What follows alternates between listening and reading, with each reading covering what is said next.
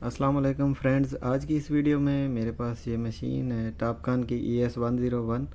इसमें डाटा कैसे निकालते हैं वो मैं आपको बताऊंगा और कौन सी फ़ाइल फ़िलहाल आती है। ये मैंने USB लगा दिया इसमें।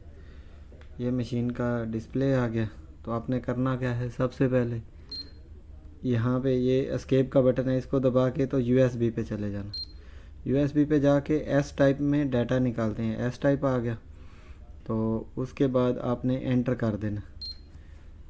एंटर करने के बाद आपके पास ये सेव डाटा ना ये आना चाहिए। अगर डालना हो तो लोड नॉन डाटा आना चाहिए।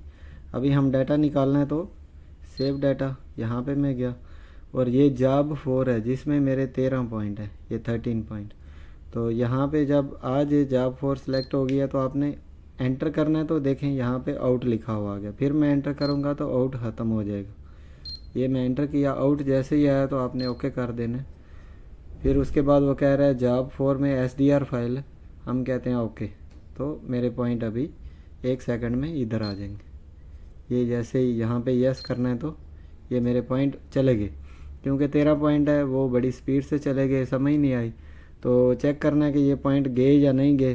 तो आप यहाँ पे आ जाए पीछे स्केप में। उसके बाद लोड नॉन PT में आके उसको चेक कर लें कि हमारी USB में पॉइंट गए हैं कि नहीं गए। यहाँ पे आके आपने एंटर करना है। एंटर करने के बाद आप ओके करें। ओके करने के बाद जॉब 4 ये देखें, ये मेरी जॉब 4 आ गई हुई है USB के अंदर। तो ये थी मेरी आज की वीडियो। अगर वीडियो अच्छी लगी हो तो चैनल को सब्सक्राइब कर दीजिएगा।